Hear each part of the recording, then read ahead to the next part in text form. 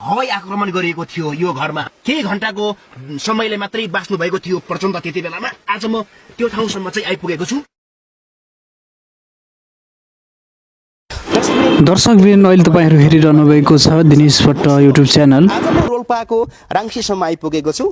यो घर जहाँनेर तत्कालीन नेकपा माओवादीका सुप्रिम कमान्डर कमरेड प्रचण्ड लामो समयसम्म सेल्टर लिएर बस्नु भएको थियो। त्यति मात्रै होइन, कमरेड प्रचण्डले यो घर छाडेको केही घण्टामै यो घरमा व्यापक रूपमा हवाई आक्रमण गरिएको थियो। दिनभरि करिब केही घण्टाको अन्तरालले तत्कालीन नेकपा माओवादीको मूल नेतृत्व बाँचेको थियो रोल्पाको यो ठाउँमा। भित्ताहरूमा देख्न सकिन्छ त्यति बेलामा तत्कालीन राज्य पक्षले हवाई आक्रमण गर्दाखेरि गोलीका निशानीहरू बाँकी छन् अझै पनि। हामी 3-4वटा 1 2 3 4 5वटा ठाउँहरूमा चाहिँ त्यो गोलीको निशानीहरू देख्न सक्छौँ। जस्ताको त्यस्तै छ। यो निकै ऐतिहासिक घर हो र त्यो सँगसँगै यो घरभित्र बाहिरबाट हेर्दा यो घर सामान्य लागे पनि यो घर निकै विशेष छ। सुरक्षाको दृष्टिकोणले यो घर निकै मजबुत थियो त्यति बेलामा। अलिकति म भूगोलको कुरा गर्न चाहन्छु। चारैतिरबाट चाहिँ डाँडाहरूले घेरिएको छ यो गाउँलाई र यो भेगतिर भिरालो छ, यो पछाडिको भेगतिर पनि निकै भिरालो छ। एक ठाउँतिर मात्रै मान्छे आउने जस्तो ठाउँ छ र यो घरभित्र चाहिँ सुरुङ छ। विशेष गरी चाहिँ म दर्शकहरूलाई भन्न चाहन्छु, यो घरभित्र चाहिँ तत्कालीन नेकपा माओवादीका अध्यक्ष प्रचण्डको सुरक्षाको लागि खनिएको सुरुङ छ। आज हामी त्यो सुरुङसम्म छिर्दैछौँ। पहिलोपटक हामी यो ठाउँमा आएर त्यो सुरुङ कस्तो छ, कति लामो छ त्यो सुरुङ र त्यो सुरुङको वरिपरि चाहिँ संरचनाहरू कसरी निर्माण गरिएका छन्, त्यति बेलामा तत्कालीन जनमुक्ति सेनाले चाहिँ प्रचण्डलाई कसरी सुरक्षा दिएर राखेको थियो भन्ने विषयमा विशेष खुलासा गर्दैछु। आज म रोल्पाको राङ्सीमा छु। यति बेला नन्दबहादुर पुन कमरेड पासाङको गाउँमा छु र त्यति बेलामा प्रचण्डले सेल्टर लिएको घर हो यो। आउनुहोस् सुरुङतिर लागौँ। हामी सुरुङको भिडियो सुरुङभित्र क्यामेराले खिच्न नसकेपछि हामी मोबाइलले भए पनि त्यो भिडियो चाहिँ रेकर्ड गर्दैछौँ। हामी सुरुङमा छिरिसकेपछि जस्ताको त्यस्तै एक ठाउँ पनि सम्पादन नगरेर जस्ताको त्यस्तै हामी दर्शकहरूको माझमा राख्ने प्रयास गरेका छौँ। आउनुहोस् सुरुङतिर लागौँ।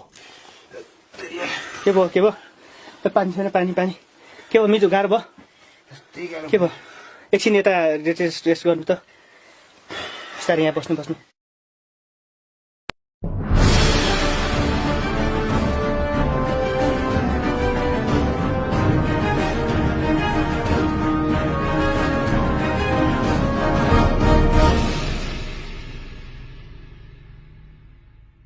तपाईँले आउनुहोस् अगाडि आउनु न।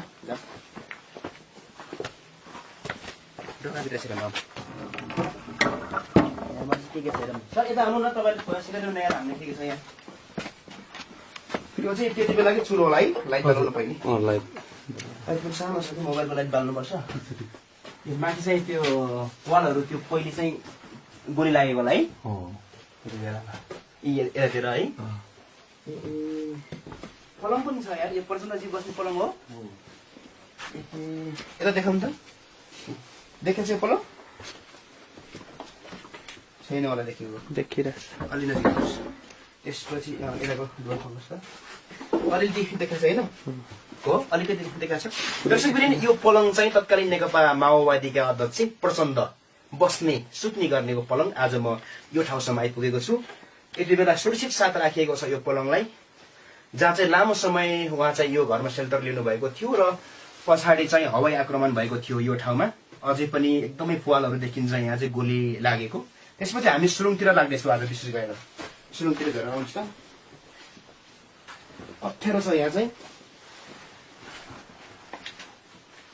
भर्याङ पनि सानो रहेछ।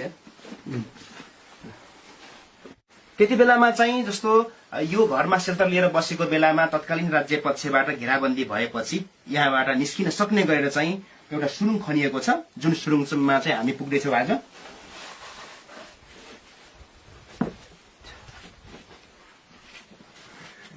ढोका यता पनि देखियो है। यस्तो राम्रोस् है। यतातिर छ ढोका। यसरी देखाउनुहोस् त। योहरू वालहरू यस्तो छ यहाँ है। यहाँ चाहिँ यस्तो छ। अलिअलि देखेको छ मजाले। दर्शकवृन्द, यो अब हामी सुरुङमा जाँदैछौँ। तत्कालीन नेकपा माओवादीका अध्यक्ष कमरेड प्रचण्ड बसेको सुरुङ छ यहाँनिर। हामी त्यही सुरुङमा छिर्दैछौँ अब चाहिँ। वरको यो वालहरू पनि देखाउनु त कति सुरक्षित छ। त्यति बेलामै त्यो जनयुद्धको अवधिमै यसरी एकदमै मजबुत तरिकाले वालहरू उठाइएको छ। अहिले हेर्दाखेरि चाहिँ ल तपाईले सपोर्ट नगरिदिनु सर। ल दर्शकबिन अब चाहिँ हामी सुरुङमा छिर्दैछौँ। प्रचण्ड बसेको यो घरको सुरुङ कति लामो छ र कहाँसम्म पुगेको छ, यो सुरुङको अवस्था कस्तो छ, हामी त्यो देखाउनको लागि दर्शकहरूलाई उतितिर लान चाहन्छौँ। तपाईँ अब जानुहोस्। अब एकछिन भिडियो अफ गरिदिउँ होइन त्यति छोड्यो त्यतिकै मेरो मोबाइल कहाँ गयो यार। लाइट भन्नुहोस्। म त छिराउनु भयो यार। ओ माई गॉड। पहिले गर्नु ए यहाँबाट त कसरी जानु त? होइन पहिले घोप्टी भएर छिर्नुहोस् न। केबल गर्नुपर्छ हजुर गुना टेक्नुहोस् त्यसपछि नभए क्यामेरा हो यसरी कपडा चाहिँ फोहोर हुन्छ, केही फरक नपर्ला है। यहाँनिर माटाको दुधलाई अलि हेरेर राख्नु भाइ। पक्नु है, म उताबाट यता फर्किन्छु। ल फर्किने ठाउँ छैन होला नि। छ फर्क पारे मजाले फर्किन्छ नि। फर्किनु भयो ल आउनु। ल छिर्दै गरेको देखिरहेछ। देखेछ दर्शकबिन। म यति बेला चाहिँ प्रचण्ड बसेको घरको यो सुरुङमा छिर्दैछु। यो सुरुङ चाहिँ निकै तलसम्म पुगेको भन्ने कुरा सुनिन्छ। अब कहाँसम्म छ अब हेर्न चाहिँ बाँकी छ। अब चाहिँ एकदमै अप्ठ्यारो, जस्तो यो वालहरू पनि एकदमै मजबुत तरिकाले उठाइएको छ होइन। त्यति बेलामा हवाई आक्रमण गरिएको थियो यो घरमा। केही घण्टाको समयले मात्रै बाँच्नु भएको थियो प्रचण्ड त्यति बेलामा। आज म त्यो ठाउँसम्म चाहिँ आइपुगेको छु। ट्राभलिङ गर्नु निकै अप्ठ्यारो छ। त्यस्तो गर्नु पर्दैन अब चाहिँ। अब चाहिँ अलिकति यो वालहरू, यो ढुङ्गाहरू यस्तो छ। यो ढुङ्गाहरू यति मजबुत छ, यति मजबुत छ। सबै त्यति बेलामा स्थानीय जनताहरूले र त्यति बेलामा चाहिँ तत्कालीन जनमुक्ति सेनाले प्रचण्डको सुरक्षाको लागि भनेर बनाएको थियो यो सुरुङ चाहिँ। आज म त्यही ठाउँसम्म आइपुगेको छु। पहिलो पटक हामीले यो भिडियो सार्वजनिक गर्दैछौँ। निकै अप्ठ्यारो छ यो ठाउँ चाहिँ। देख्न सक्नुहुन्छ। म क्यामेरा पर्सनलाई यो ढुङ्गाहरू देखाउन पनि अनुरोध गर्न चाहन्छु। यति मजबुत छ यो ढुङ्गाहरू, यति ठुलो ढुङ्गाहरू चाहिँ राखिएको छ। हेरौँ अब कति लामो छ। हामीले यो भिडियो कतै पनि सम्पादन नगरेर जस्ताको त्यस्तै दर्शकहरूलाई राख्दैछौँ। कति मिनटमा हामी यो भिडियो अफ हुन्छ दर्शकहरूले आफै मूल्याङ्कन गर्नु होला। जाऊ अलि अगाडि जाऊ त। बिस्तारै जानुहोस् है, बिस्तारै जानुहोस्, बिस्तारै। एकदमै गाह्रो छ। मलाई लाग्छ यो ठाउँमा म दर्शकवृन्दहरूले जानकारी गराउन चाहन्छु। एकदमै हामी त्यहाँदेखि आइसक्यौँ। यहाँ चाहिँ यो ठाउँमा चाहिँ म दर्शकहरूलाई के कुराको जानकारी गराउन चाहन्छु भनेपछि मलाई लाग्छ सायद कतै न कतैबाट हावा छिर्ने पनि बनाइएको छ होला होइन। त्यस्तै छ। किनभने यति बेलामा श्वास फेर्नलाई कुनै पनि गाह्रो छैन। जस्तो हामी बाहिरको वातावरणमा छौँ त्यस्तै छ। यहाँ चाहिँ देख्न सक्नुहुन्छ यी ढुङ्गाहरू। अझै अगाडि जाउँ, हामी यसरी नै अगाडि बढ्नेछौँ। हामी कति मिनटमा पुग्छौँ त्यो म दर्शकहरूलाई जानकारी गराउन चाहन्छु। निकै गाह्रो छ। कति अलि साँघुरो छ र कति चाहिँ अलिक फ्राकिलो छ। अब यहाँनिर चाहिँ अलिकति फ्राकिलो छ, जस्तो म क्यामेरा पर्सनले देखाउन चाहन्छु। निकै फ्राकिलो छ। यहाँ चाहिँ मान्छे लगभग होचो मान्छेहरू उभिँदा पनि हुन्छ त्यस्तो छ ठाउँ चाहिँ यति बेला। म अलिकति यहाँनिर दर्शकहरूलाई जानकारी गराउन चाहन्छु थोरै। यो सुरुङ चाहिँ रुकुम खारा आक्रमण पश्चात चाहिँ माओवादी जनयुद्धका मूल नेतृत्वहरू रोल्पा रुकुममै बसे भन्ने जुन अहिले सुनिन्छ त्यो एकदमै वास्तविक हो। र त्यति बेला रुकुम खाराको माओवादीको अतुलनीय क्षति अपराजय पश्चात चाहिँ प्रचण्ड लगायतको नेतृत्व चाहिँ यही ठाउँमा बसेको थियो, यही घरमा। विशेष गरेर यो घर, यसको माथि चाहिँ अब के छ थाहा छैन।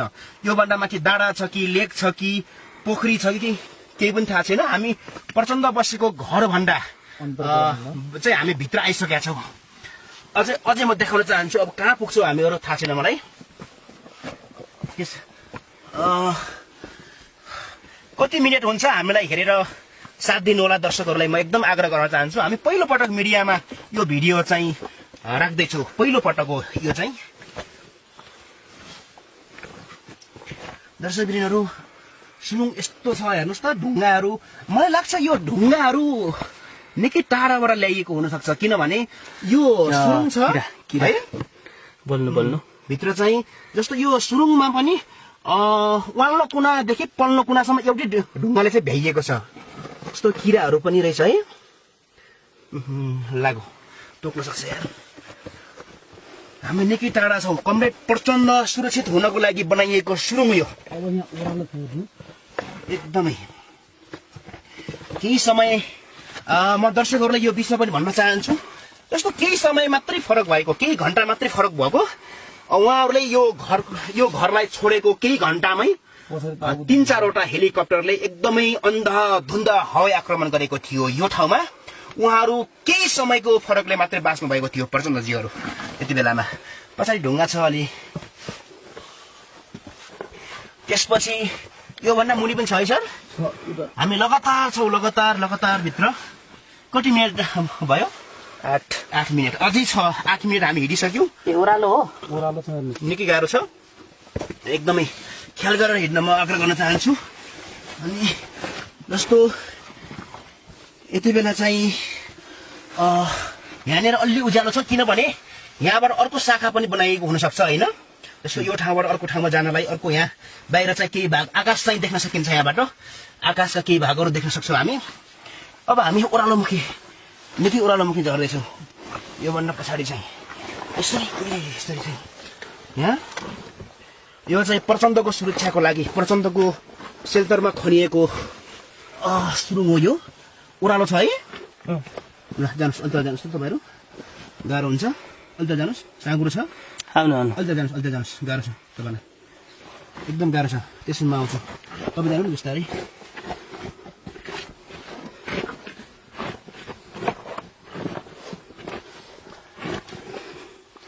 त्यसपछि चाहिँ यहाँ चाहिँ निकै गाह्रो छ, ओह्रालो छ है। यहाँ चाहिँ लगभग अट्न सक्ने छ यहाँ चाहिँ, निकै गाह्रो छ यहाँ चाहिँ।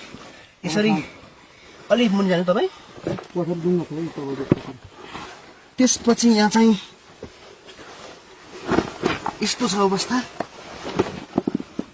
यहाँनिर चाहिँ यस्तो छ, यहाँनिर चाहिँ निकै अप्ठ्यारो। त्यो बेलामै म दर्शकहरूलाई देखाउन चाहन्छु। त्यो बेलामै सिमेन्टेड गरिएको छ है।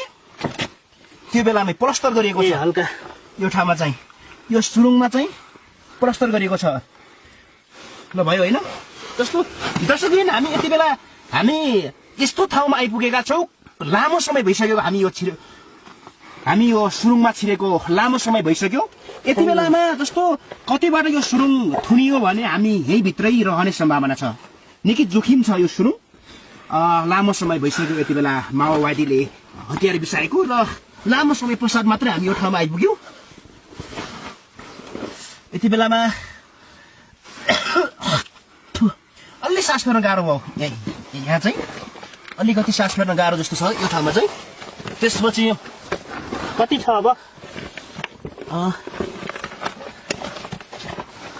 करिब चाहिँ अब कति मिनट भयो हामी हिँडेको? 11 मिनट भइसक्यो। अझै यहाँ हिँड्न बाँकी छ। हामी रोल्पाको कुन ठाउँमा निस्किन पुग्छौँ हामीलाई पनि थाहा छैन। यति बेलामा सुरुङको वरिपरिबाट केही ढुङ्गाहरू खस्यो र केही भयो भने बाइचान्स हामी यही सुरुङभित्रै रहनुपर्ने बाध्यता हुनसक्छ। निकै जोखिम छ। मैले पहिलोपटक यस्तो जोखिमको भिडियो बनाउँदैछु, दर्शकहरूलाई म जानकारी गराउन चाहन्छु। निकै गाह्रो छ यो ठाउँमा चाहिँ। अलि सास फेर्न पनि गाह्रो भएको छ यो ठाउँमा चाहिँ। यहाँ चाहिँ अलि धेरै माटोहरू भएको छ। माटोहरू चाहिँ अलिक बढी छ यहाँ।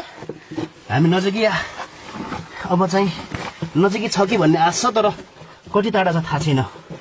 ओहो निकै जोखिम छ यो ठाउँ।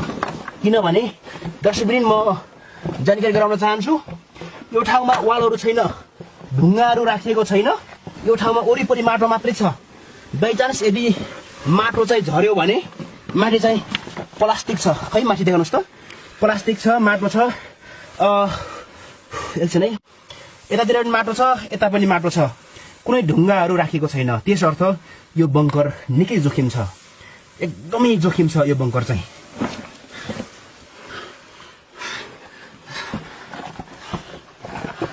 अझै हामी अगाडि बढ्दैछौँ।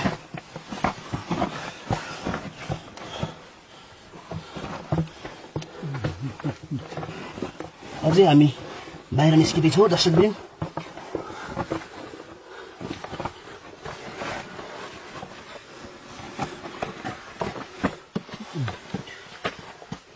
यहाँनिर चाहिँ अलिक फराकिलो छ है, यहाँबाट चाहिँ अलिक बढी फराकिलो छ।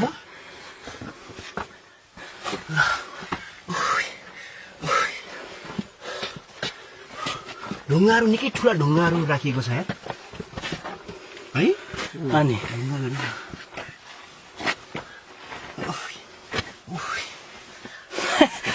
त्यो भयो भने ओ माई गॉड। एकछिन बसौँ त।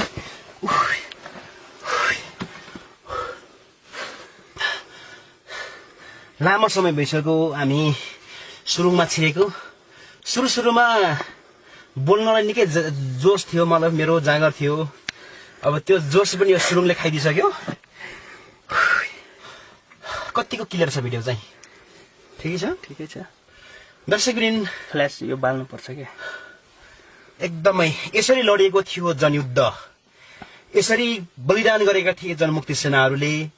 तत्कालीन अवस्थामा रोल्पा रुकुमका जनताहरूले, शहीद परिवारहरूले, अपाङ्गहरूले, घाइतेहरूले यसरी बलिदान गरेका थिए जनयुद्धमा, यसरी रगत पसिना बगाएका थिए।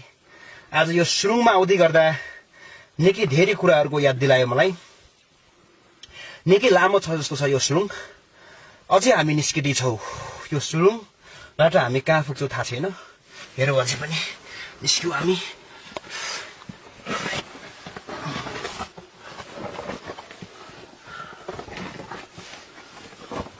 त्यसपछि हामी कहाँ पुग्छौँ थाहा छैन। यो घरबाट चाहिँ हामी कहाँ पुग्छौँ थाहा छैन अझै। उज्यालो हुँदैछ। अब चाहिँ हामी निस्किएको जस्तो छ है। अगाडि बढ्नुहोस् त। अझै कति मिनटमा आइपुग्यो हामी? हेर्नुहोस् त कति घन्टामा आइपुग्यो? 14:45। हामी कहाँ आइपुग्यो? 14:45 होइन, हामी कहाँ? हामी तल डाँडामा निस्किसक्यौँ है। धुलो देखाउनुहोस् त जस्तो। यति बेला दर्शकवृन्द हामीले यो सुरुङ पार गऱ्यौँ। करिब लामो छ, यो भन्न सकिनँ कति मिटर छ। म दर्शकहरूलाई यो सुरुङबाट हामी निस्किसके पछाडि हामी निकै माथिको त्यो डाँडा देखाउनुहोस् त।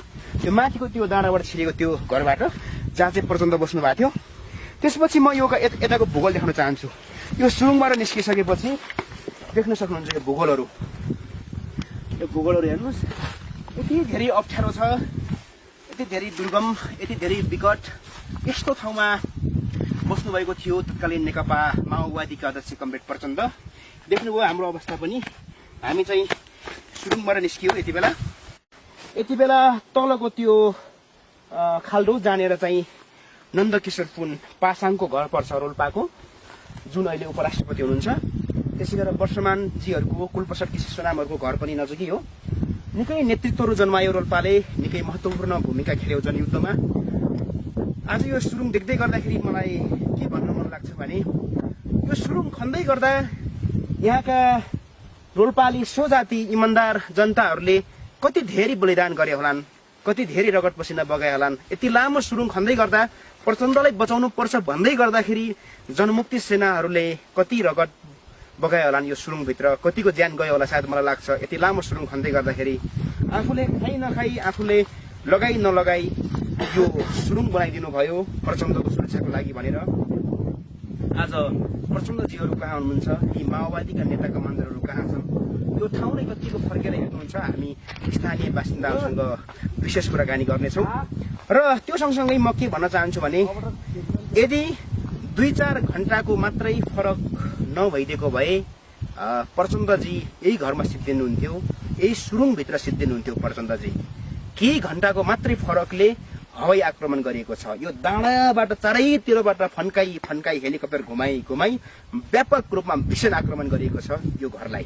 त्यति बेलामा यो सुरुङ कतिको सुरक्षित थियो होला, यो जनताहरूले, यो रोल्पाली जनताहरूले बनाइदिएको यो सुरुङ कतिको सुरक्षित थियो होला। यदि कतैबाट चाहिँ यो भिडियो, यो रिपोर्ट चाहिँ कमरेड प्रचण्ड कहाँ पुग्यो भने यो सुरुङले कतिको सम्झिनुहुन्छ होला। हिजो रोल्पा रुकुममा बसेर हामीसँगै ढिँडो सिस्नो खाएको, साग खाएको कतिको सम्झिनुहुन्छ होला। यहाँका बुवा आमाहरूको आशीर्वाद लिएको कतिको सम्झिनुहुन्छ होला। यो सुरुङ बनाउनको लागि तल खोलाबाट ढुङ्गा बोकेको कतिको सम्झिनुहुन्छ होला कमरेड प्रचण्डले। म यो भन्न चाहन्छु र हामीले धेरै माथिबाट छिर्यौँ र यो ठाउँसम्म आइपुग्यौँ।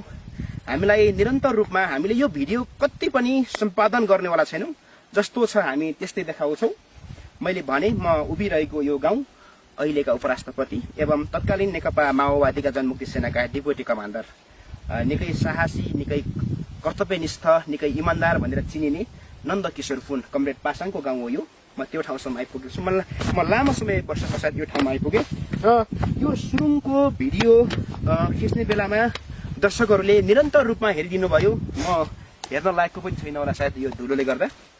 जे जस्तो भए पनि मलाई निरन्तर रूपमा हेर्ने प्रयास गर्नुभयो हामीलाई, म धेरैभन्दा धेरै धन्यवाद दिन चाहन्छु। म रोल्पा रुकुममा छिरेको छु। अब रोल्पा रुकुममा तत्कालीन जनयुद्धले कस्तो खालको प्रभाव पारेको थियो र जनयुद्ध कसरी सञ्चालन भएको थियो, यहाँका जनताहरू, यहाँका छोराछोरीहरू, यहाँका किसानहरू, यहाँका मजदुरहरू, यहाँका दलितहरू, यहाँका जनजातिहरू, यहाँका प्रत्येक माओवादीमा आस्थावान जनताहरूको त्यति बेलामा अवस्था कस्तो थियो, कसरी लडेका थिए, माओवादी जनयुद्धमा कसरी बलिदान गरेका थिए, कसरी रगत पसिना चुहाएका थिए भन्ने विषयमा विशेष जानकारी म दिनको लागि म रोल्पा रुकुम छिरेको छु। दर्शकहरू, यति बेला म तपाईँहरूको माझमा बिदाउन चाहन्छु। म अझै पनि रोल्पा रुकुमबाट यस्ता खालका रिपोर्टहरू राख्नेछु। टप नेपाल टिभीलाई सब्सक्राइब गर्नुहोला। हस् त, नमस्कार।